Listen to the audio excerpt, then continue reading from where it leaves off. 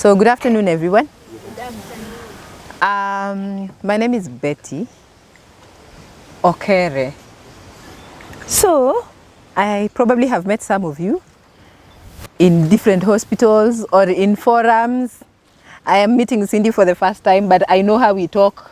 We Skype, okay, Zoom minus video. But I know Patrick, and Patrick is my client, unknowingly. So I'm actually happy to see her today. I am a dietitian, or what Kenyans call a nutritionist. My work is to help people understand food, how it works, why we need it, when we need it, and how we can make our lives beautiful and fun with food, so that we don't have something that we can't eat or we can eat and one thing that we do in excess. We just enjoy food, but to ensure that whatever condition we have, that food is working for us. So whereas I work with diabetic people living with diabetes, both type 1, type 2, and all the other in-betweens in diabetes, I also work with everybody else who needs advice on food for all the conditions and whatever they may want, even if it's weight loss or whatever. But my heart is usually with diabetes. For that reason, I am also a diabetes educator, and maybe that's why he says I probably know so much more. What does a diabetes educator do? I give medical education on diabetes, from management, knowing what that diagnosis is, what it means to you, the counseling that comes with it, and most parents can attest to the fact that when you're told your child has diabetes and they were very young, it broke you. You were shattered, yeah? And even for the other people, probably you have type 1 diabetes and you are diagnosed maybe at class 6 or form 1 or class 3. You didn't know what it was, but they had to prick you every now and then, okay? And you had to be forced to eat certain types of food. Probably you never liked them. Your sugar would always go up. And if you are a teenager, probably your parents thought you're being naughty, okay? What they are telling you to do, you're not doing. And they come home and the first thing they say, "Hi, Jerry. How's your day?" No, actually, there's no how's your day. "Hi, Jerry, how are you?" "Fine." Have you tested your sugar today?" "Did you test your sugar?" "Show me that machine." "Mommy, I wrote it." "What is it, 18? "Why do you have sugars of 18? What have you been eating the whole day? I am tired," you know? And that gets really frustrating. So we need to understand what diabetes is. So that is what pushed me to diabetes education. Because when you go to hospital, probably the doctors have too many patients. They are unable to give you the amount of time that you need with them. Otherwise, they'll never leave hospital, right? You need somebody to walk you through the journey without confusing you, to help you understand that you do not have a death sentence. You're not going anywhere anytime soon. In fact, you're here for the longest, more than that person who is carefree because they know they don't have diabetes. Sindio? So that's why I learned diabetes. So I'm a diabetes educator and a nutritionist. Biggest question, will I ever be healed? Will I ever get a cure? Do I always have to inject myself? All right? That is a question that is with most type 1 diabetics. For a type 1 diabetic, you do not produce any insulin. Your body has no ability to give us insulin so that it controls the sugar in your body. How does that happen?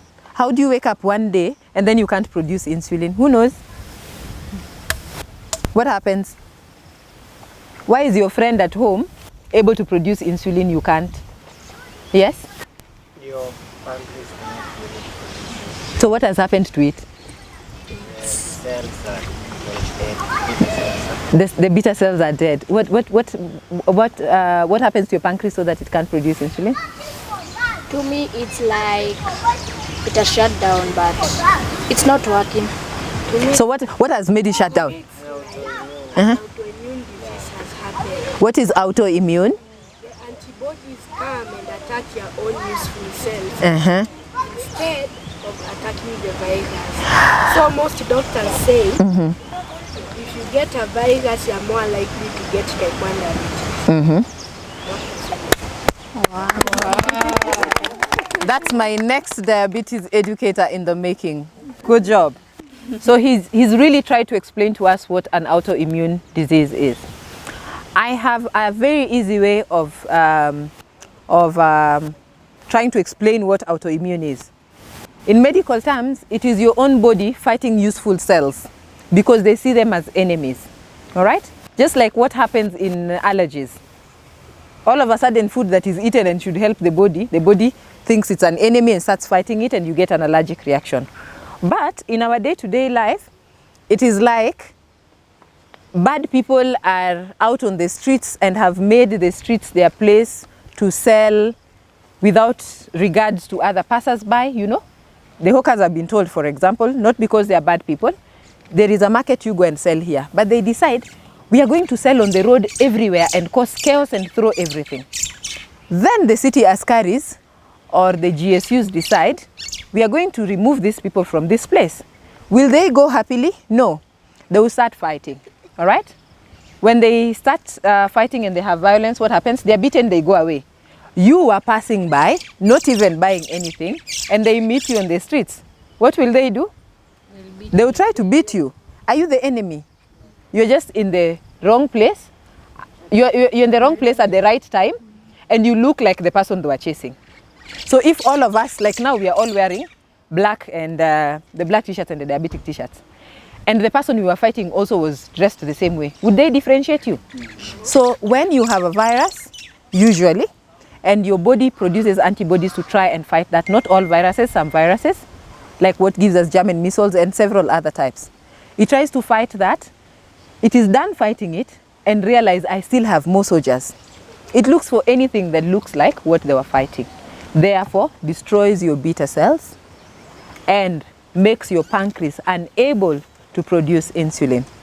That makes you somebody with diabetes type 1. If you can't produce insulin and we still need you to live, what happens? How do we make you live? We give you insulin, yes. Medication, which is? Insulin. Because that is what you don't have in your body. So we give you that. Unfortunately, we have to inject it from outside our bodies. Most of us have got insulin pens or syringes, and that is what we use to deliver insulin to our bodies. All of us have got different doses. Okay, we all don't inject the same amount of insulin, do we?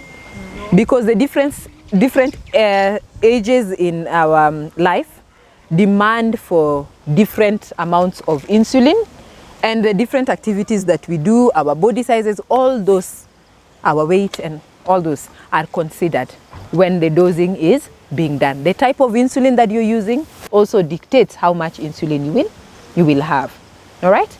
And there are several types of insulins in the market. So you can't say because we are all using insulin, we will all inject the same amount at the same time. All right? We clear up to there? Yeah. I had Patrick saying earlier on, if my sugar is high, we will just correct it. Okay? Previously, we used to think if you've been given insulin, it is just that which the doctor has said in the hospital, and that is what you will inject. Whether the sugar is high or low, that is what we will do. But we learn as we go along that there are things we call correction factor to try and see what is my target blood sugar. I want to eat. I have not reached my target blood sugar. How far away from my target blood sugar am I?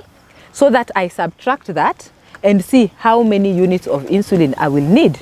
So that even if I eat and inject the same amount of insulin I'm used to injecting, I will go back to my normal sugar. Or because most type 1 is diagnosed when children are very young. They steal cakes to be eaten during birthdays, you know?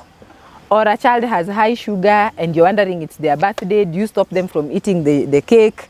They will cry and the sugar will go up. Okay, so instead of all that drama, you just distribute the cake to everybody so that they have a small piece, and you calculate how much of the cake you're going to give, what is your sugar, and you add that extra insulin to correct so that the sugar doesn't go up. Of course, we take care not to use the correction factor wrongly because every time we have extra insulin, our bodies want to have more food, and that might increase our weight. And especially when the children are moving to teenage, because there is the pubertal growth spurts, and that may make the children now be overweight and lead to a different problem, which is insulin resistance. So you're not producing insulin, and the little that we are giving you, your body is resisting to use it. All right? So that gives us a much bigger problem.